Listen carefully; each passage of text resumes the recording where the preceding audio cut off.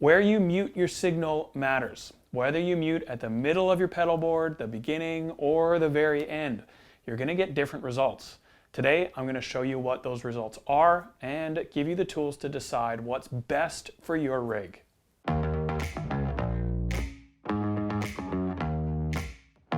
Today, we're going to talk about how to mute your signal. This is probably not the most exciting topic, but it is relevant to you if you play with guitar pedals and you ever need to tune. All of you with perfect pitch, stop watching now and go do something better with your time. We're going to talk about where you should mute your signal. Should you mute it at the very beginning, the middle of your chain after your dry effects, or at the very end of your chain after all of your pedals? Any one of these three options can work, and we're going to show you the pros and cons of each today.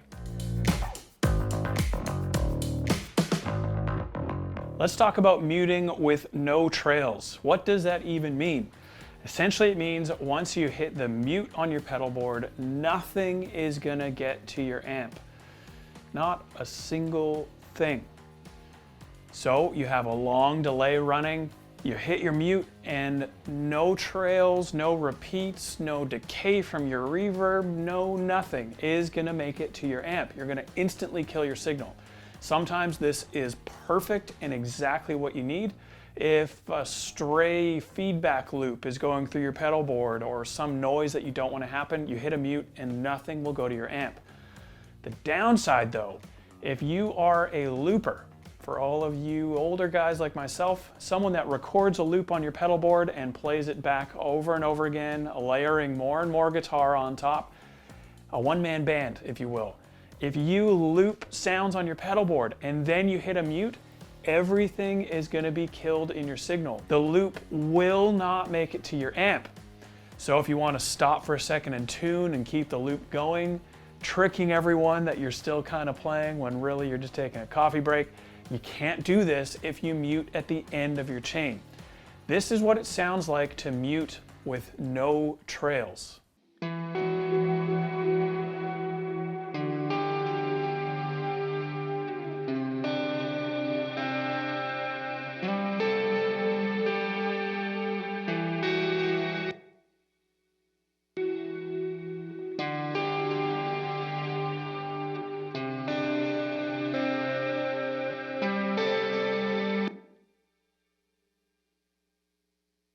So you could hear there, you hit the mute and nothing makes it to your amp.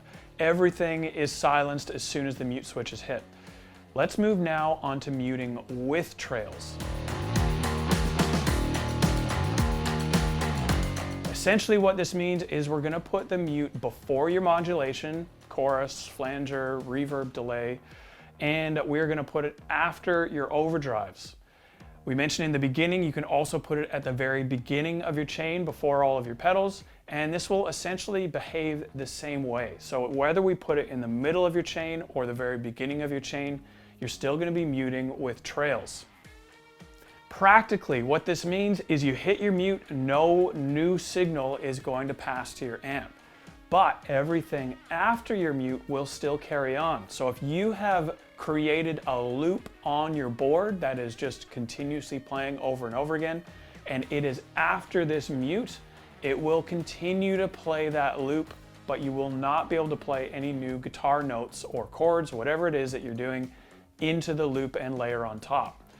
At the same time with your delay repeats and your reverbs decay, they will continue to repeat and decay until they have completely disappeared, and they will do so uninterrupted by you because your mute is before these pedals, allowing them to finish what you told them to do before you muted. This is what it sounds like to mute with trails.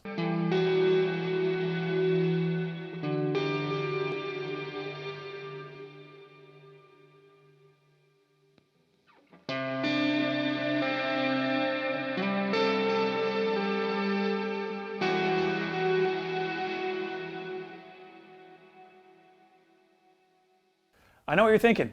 How can life get any better than muting with trails? I'm gonna be honest, it's hard to beat.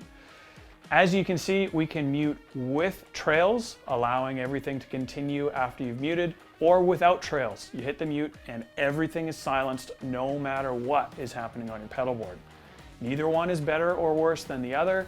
It is completely up to how you play and what suits your needs best. Let me know if you have any questions, post them below and I will get back to you.